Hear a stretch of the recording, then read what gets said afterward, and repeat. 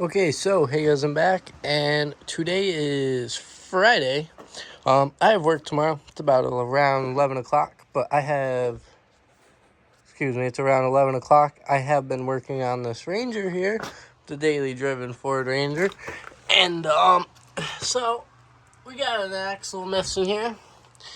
Doing this axle seal because it got very, very bad, very, very fast after the road trip to Florida. So got the axle pulled. So let's see here. First of all, you have to pull this pin, which I didn't know.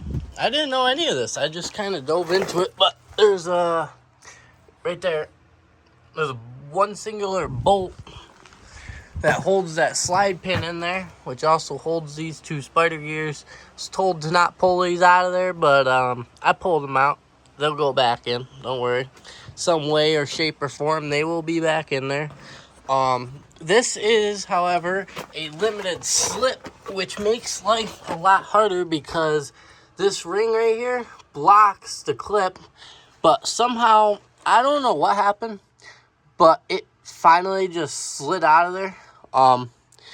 Took a lot of messing around, but I do plan on taking this limited slip spring out of here because the spring is shot. And I also tried cutting it, but it's coming out of there either way. And I'm welding this rear diff shut. But this is what the limited slip rear diffs have, and it makes it 10 times harder, I can tell you that right now, to pull this axle shaft out than rather one without a limited slip. But limited slip is real nice when they work good, but they do wear out eventually. So that spring's getting pulled out of there, and she's getting welded because this truck is eventually, in a few months, 2 months, not too far away, supposed to be entered into a burnout competition at Diesel's New York. And so I want to weld the rear diff. I also drive this truck to work and whatnot and use it for work and drive it all over the place. So I need this rear axle seal replaced. Thought pulling this off was going to get rid of this. I don't know what I thought, but I pulled this off. You probably really don't need to, but I did. But I still haven't got the seal or the bearing out. I'm replacing both. Bearing is no good at all. I mean, it probably has a few more miles, but I'm doing the seal, so I might as well do the bearing. But I gotta get a different tool of some sorts and get the seal out tomorrow, because tonight I am not having it with the seal. It is not coming out of there. I don't want to budge, so I am calling it a night for tonight. I got as far as I want to for tonight. Anyways, like I said, I have work in the morning, so I'm happy with where I got to. But you probably really don't have to pull this off, but it does seem to give you some more room.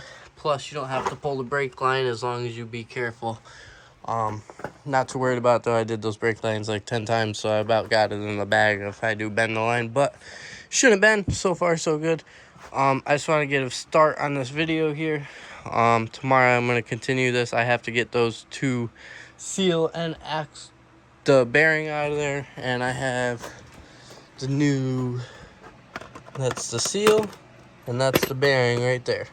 So hopefully we can get those installed tomorrow, and I can be ripping burnouts with no doors, because also in this video we're going to be pulling the doors off the truck, and I want to drive it around for a little while with no doors, but we're going to be installing new doors, which requires me swapping everything over on these doors onto the other ones besides the door themselves, because the other ones are converted. They were originally all electric, but now they're converted to crank.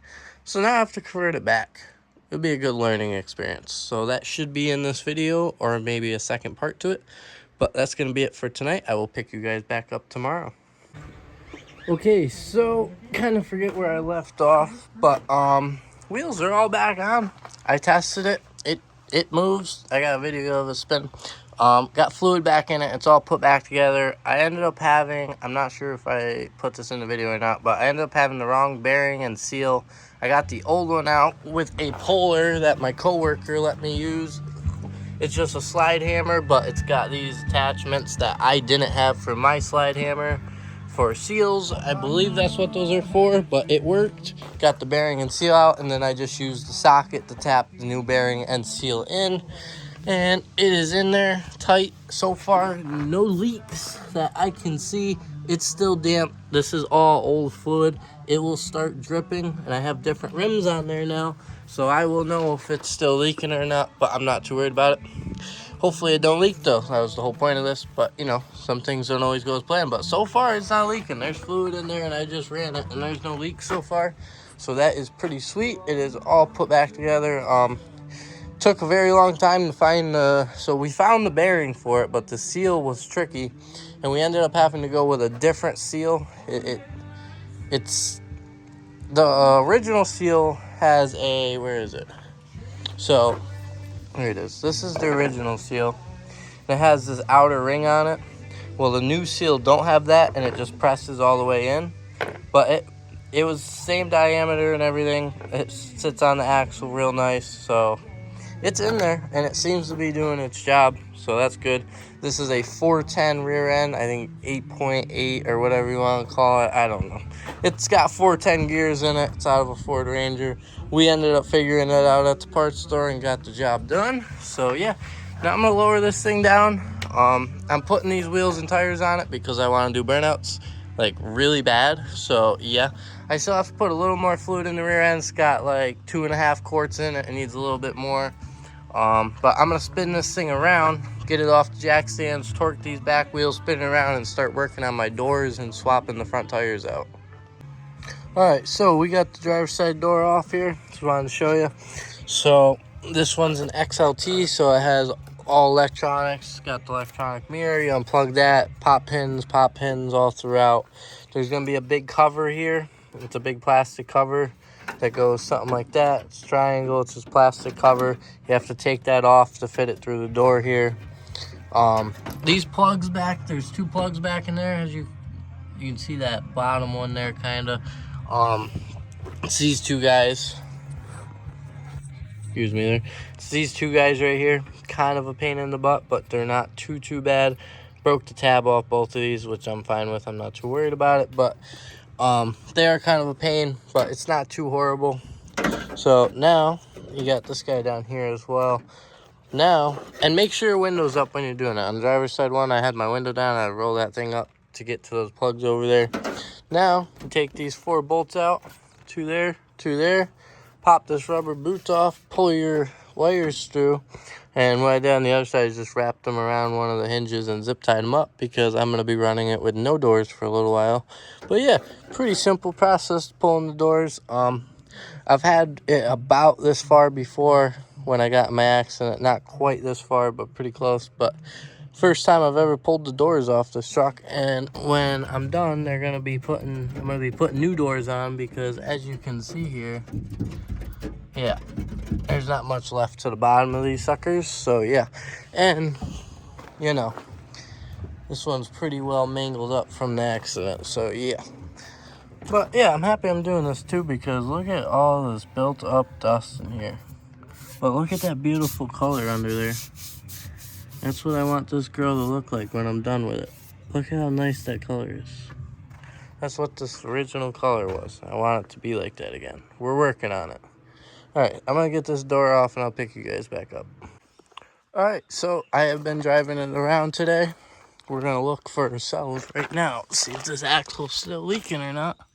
And by the looks of it, it is not dripping anymore and my rim is dry. So far so good. I did check it earlier, but I just drove it around a bunch more and haven't checked it since. But so far, no leaks out of that seal that was on the edge of everybody's knowledge whether it was going to work or not. But so far, so good.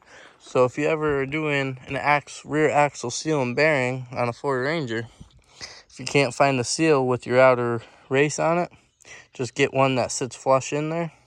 Should be good to go as long as the diameters are the same. Doors are off. Been rocking that. It's pretty awesome, not gonna lie.